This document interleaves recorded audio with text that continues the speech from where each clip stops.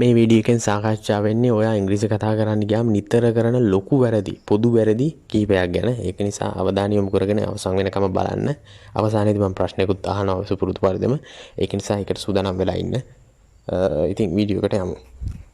අදත් සාදරයෙන් පිළිගන්නවා මගේ channel එකට Priyankara chat box YouTube channel එකට. අද මම ඔයාලට ගෙනල්ලා තියෙන්නේ නිතර දෙවේලේ ඉංග්‍රීසි කතා කරනකොට ගුරුවරු වරද්දන ළමයි වරද්දන common mistakes එහෙම නැත්නම් පොදු වැරදි කීපයක් ඔයාලට කියලා දෙන්න තමයි ගෙනලා තියෙන්නේ වීඩියෝ එක. ඉතින් දිගටම බලන්න වීඩියෝ එක. මේ වීඩියෝ එක අහන් ඉන්න බලන් ඉන්න හොඳ ශිෂ්‍යයෙක් නම් ඔයා අනිවාර්යයෙන්ම මේ වැරදි අඳුනා ගන්නවා. අඳුනගත්තට පස්සේ නෝටිස් කරගෙන ඊට පස්සේ ඔයා නිවැරදි ආකාරයට තමයි කතා කරන්නේ ඕනම තැනකට ගියාට පස්සේ. දැන් ප්‍රධාන වැරද්දක් තමයි මේ happy birthday කියන එකයි congratulations කියන එකයි. ඔයා කෙනෙක්ට සුබ පතනකොට උපන්දිනයකට සුබ පතනකොට අපි අනිවාර්යයෙන්ම සුබ පතන්න ඕන happy birthday කියලා.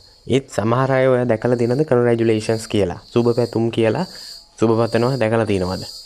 ඇත්තටම කිව්වොත් මේ දේ වැරදි. හේතුව ඇයි දන්නවද? happy birthday කියන එක birthday එකක් කියන එක හැම අවුරුද්දම සෑම කෙනෙක්ටම එන දෙයක්. ඒක ගැටලුවක් නැහැ. කිසිම ගැටලුවක් නැහැ. ඒකේ අපි ඔයා happy birthday කියලා එයාට ආමන්ත්‍රණය කරනවා නම් කිසිම ගැටලුවක් නැහැ. නමුත් congratulations කියලා birthday එකට ඔයා සුබ පතනවා නම් සුබ පතන්න ඕන අවුරුදු 100ක් පිරුණා කියන්නේ හිතන්නකෝ. congratulations කියලා කියන්නේ සාමාන්‍යයෙන් කෙනෙක්ට යම්කිසි achievement එකක්. එහෙම නැත්නම් ජයග්‍රහණයක්. ඔයා O level විභාගයෙන් සමත් වුණොත් ඒක ඔයාගේ දක්ෂතාවයෙන් ඉඳන් එකට congratulations. A level සමත් වුණොත් congratulations. එතකොට ජොබ් එකේ ප්‍රොමෝෂන් එකක් ගත්තොත් congratulations. ඒ විදිහටනේ කියන්නේ. එහෙම නැත්නම් කාලයකට සැරයක් අවුරුදු 100ක් වගේ මනෝ කෙනෙක්ට පිරෙනකොට ඒක හැමෝටම කරන්න පුළුවන් දෙයක් නෙවෙයි. හැමෝටම අවුරුදු 100ක් ජීවත් වෙන්න බෑනේ. අන්න එහෙම වුණාම නම් ඔයාලට congratulations කියලා බර්ත්ඩේ එකකට විශ් කරන්න පුළුවන්. ඒ ඇරුණම ඔයාලට congratulations කියලා විශ් කරන්න පුළුවන් යම් කිසි කෙනෙක්ගේ achievement එකක්. එහෙම නැත්නම් ජයග්‍රහණයක් වලට ජයග්‍රහණයකට පමණයි. එතකොට බර්ත්ඩේ එකට විශ් කරනවා නම් අනිවාර්යයෙන්ම happy birthday කියලා විශ් කරන එක තමයි හොඳම දේ ඕනම කෙනෙක්ට. අර වගේ අවුරුදු 100ක් වගේ ලොකු ප්‍රමාණයක් ජීවත් වෙන කෙනෙක්ගේ උපන්දිනයක් ලබනවා නම් ඒක ගැටලුවක් නැහැ. මොකද ඒක ලොකුම ජයග්‍රහණයක් මිනිස්සෙක් ලබන අවුරුදු 100ක් ජීවත් වෙනවා කියන එක අල්ප ප්‍රමාණයක් තමයි ජීවත් වෙන්නේ.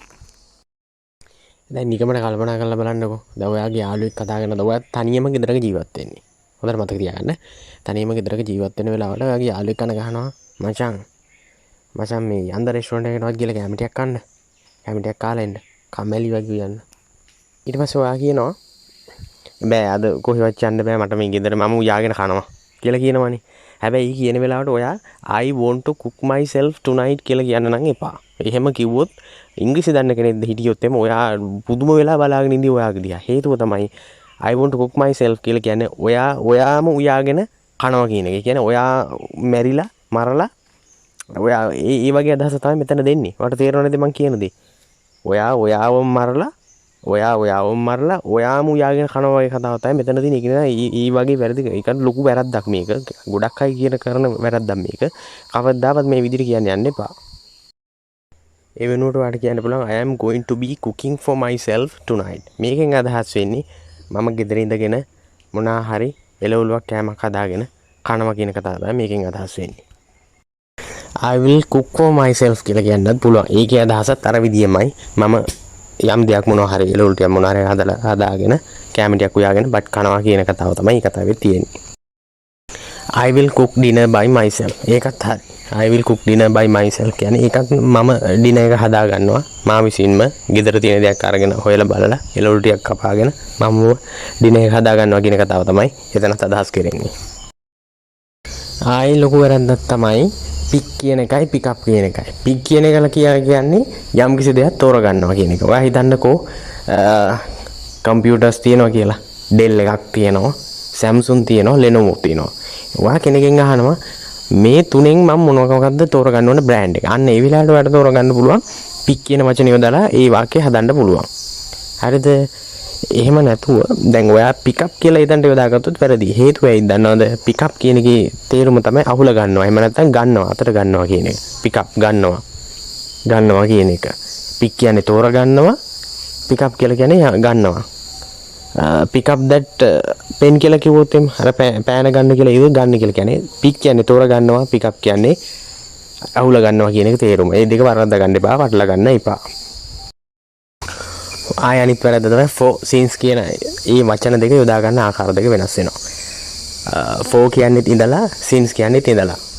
I haven't seen him for 2 weeks. එතන කියලා තියෙන්නේ මම යාව සති දෙකක් තිස්සේ ඉඳලා දන්නේ දැක්කේ නැහැ. සති දෙකක් තිස්සේ ඉඳලා දැක්කේ නැහැ. සති දෙකක් තිස්සේ කියලා කිව්වට එතන හරියටම දිනයක් දාලා නැහැනේ.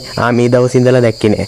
මේ දවසේ ඉඳලා දැක්කේ නැහැ. සති දෙක ඇතුළත කවදා හරි ඉඳලා දැක්කේ නැහැ කියන කතාව තමයි එතන අදහස් වෙන්නේ.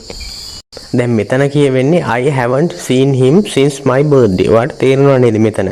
මම යාව දැක්කේ නැහැ මගේ උපන්දිනේ දවසේ ඉඳලා. ඔයාගේ උපන්දිනේ තිබේ පළවෙනිදා කියලා හිතන්නකෝ. පළවෙනිදා ඉඳලා මම යාව දැක්කේ නැහැ. එතන හරියටම දිනයක් වෙලාව සඳහන් වෙනව නේද?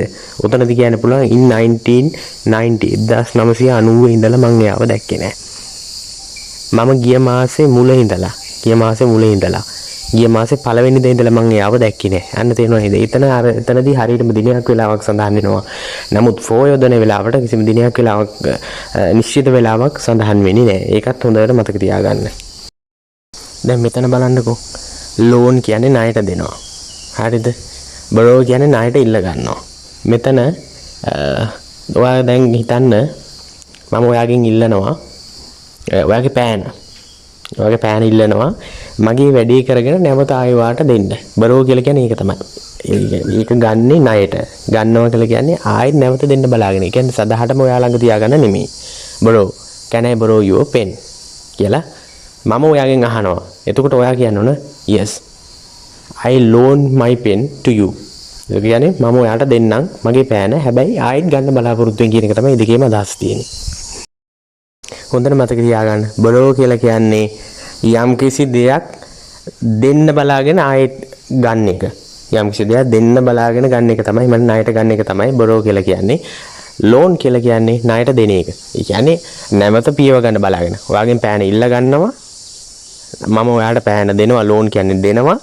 ඒ දෙන්නේ ආයෙ වාගෙන් ගන්න බලාගෙන. මොකද මට පෑනක් ආයේ නැති නිසා. දැන් අපි අය කරන ලොකු වැරද්දක් මම කියන තව එකක්. දැන් ඔයාට කියන්න ඕන තාරුකාට බල්ලෙක් ඉන්නවා. ඒක සූරතලට ඇති කරනවා කියලා හිතන්නකෝ. බල්ලෙක් ඉන්නවා කියලා කිව්වොත් Taruka is having a dog කියලා කියන්න පුළුවන්ද? කොහෙත්ම බෑ. ඔයාට කියන්න බෑ. ඒකට හේතුව තමයි Taruka is having a dog කියලා කියන්නේ තාරුකා බල්ලට උපත දීලා කියන එක. කියන්නේ තාරුකාගෙන් තමයි මේ බල්ලට උපත ලැබිලා තියෙන්නේ කියන කතාව තමයි එතන අදහස් වෙන්නේ. ඒක නිසා මේ වැරද්ද කවදාවත් කරන්න එපා. මෙහෙම කිව්වොත් ඉංග්‍රීසි දන්න හොඳ කෙනෙක් හිටියොත් හොඳටම hina වෙයි. ඒ මිනිස්සයා ඔයාගේ දැනුම ගැන දැකලා. ඒක නිසා මේ කතාව කවදාවත් කියන්නේ නැහැ. ඉතින් අපි කියන්න ඕන හරි විදිහ මොකද්ද කියලා බලන්නවද? දැන් උතනදී කියලා තිබුණා නම් තාරුකා is having 2 children කියලා. ළමයි දෙන්නෙක් තාරුකාට ඉන්නවා. ඒක ගැටලුවක් නැහැ. මොකද තාරුකාට මිනිස්සුව බිහි කරන්න පුළුවන් නේ. ඒක ගැටලුවක් නැහැ. ඒක හරි. අරක නම් වැරදි. දැන් ඔයාලට කියන්න ඕන හරි විදිය තමයි තාරුකා has a dog. තාරුකාට ගෙදර ඇති කරන බල්ලෙක් ඉන්නවා. ගෙදර ඇති කරන බල්ලෙක් ඉන්නවා කියන එක තමයි කියන්නේ. හේතුව තමයි මෙතන present simple. එහෙම නැත්නම් සරල වර්තමාන කාලේනේ. සරල වර්තමාන කාලේ normal life එක. එතකොට කියන්න පුළුවන් තාරුකාට ගෙදර ඇති කරන බලු පැටියෙක් ඉන්නවා. බල්ලෙක් ඉන්නවා. Taruka has a dog. මේක තමයි හරි ක්‍රමය. අර විදිහට නම් කියන්න යන්න එපා. මිනිස්සු දන්න කෙනෙක් හිටියොත් ඔයාලට හොඳටම hina වෙයි. හරි වැරද්ද තෝරගෙන හරි විදිහට ඉංග්‍රීසි ගණන් ඔයාලට කවදාවත් වරදින්නේ නැහැ. ඉතින් මම මේ වීඩියෝ එකකින් බලාපොරොත්තු වෙනවා ප්‍රශ්නයක් අහන්න. සුපුරුදු පරිදි ප්‍රශ්නයක් අහනවා. බලන්න මොකද්ද මේකට දෙන්න තියෙන පිළිතුර මොකද්ද කියලා බලන්නකෝ. She hasn't worked here blank 3 months. She hasn't worked here blank 31st of May.